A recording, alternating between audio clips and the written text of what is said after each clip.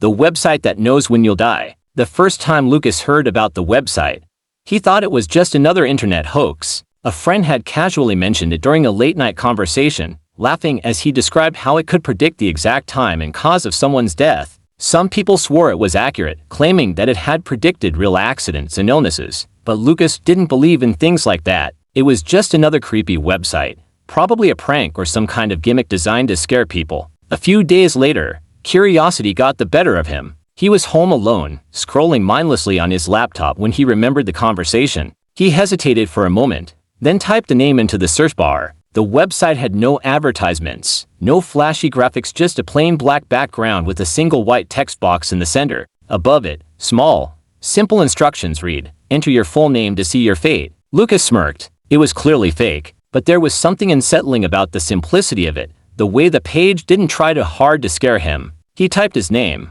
hesitating slightly before pressing enter. The screen flickered for a moment. Then, a message appeared in bold white letters.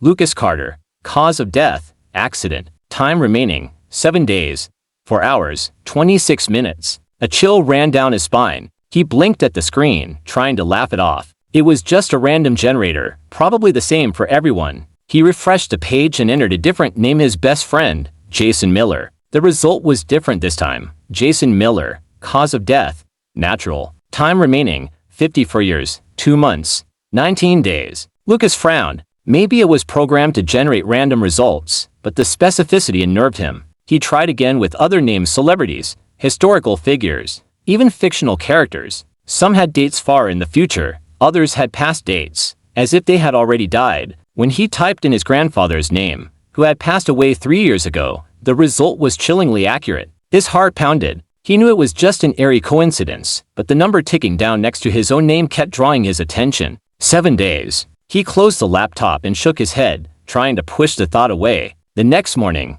he nearly forgot about it. Life went on as usual until small, unsettling things started happening. A near miss with a speeding car as he crossed the street, a shelf in his kitchen collapsing out of nowhere, barely missing him, his phone slipping from his grip while walking down the stairs, making him lurch forward just in time to stop himself from falling. They were just coincidences, but they piled up fast. By the third day, he couldn't ignore it anymore. The number in his mind kept ticking down. 4 days left. His anxiety grew with every passing hour. He told Jason about it, but his friend laughed, saying it was just an elaborate trick. Lucas wanted to believe that, but the fear gnawed at him. On the 5th day, he stayed home, avoiding anything remotely dangerous. No driving, no cooking, nothing that could lead to an accident. But the website's warning haunted him. He searched online, looking for others who had used it. What he found made his blood run cold. Dozens of forum posts. People claiming they had tried it, dismissed it, and then witnessed horrifyingly accurate results. One person described how their brother had entered his name and received a death date for the following week. He had laughed it off until he drowned in a freak accident exactly when the countdown had predicted. Another person told the story of their mother, who had taken it seriously and tried to avoid her fate, only to suffer a fatal heart attack in her sleep. Lucas's hands trembled as he shut his laptop. He checked the countdown again. Less than 2 days left. On the final day, he barely moved from his bed. He ignored calls, avoided stepping outside, and tried to convince himself that it was all in his head. As the final hour approached, every sound made him jump. His breathing was shallow, his pulse rapid. He watched the clock, counting down the last few minutes. At exactly 12:04 a.m., the countdown hit 0. His heart pounded violently, waiting for something to happen. But nothing did. The room was silent. No sudden noises.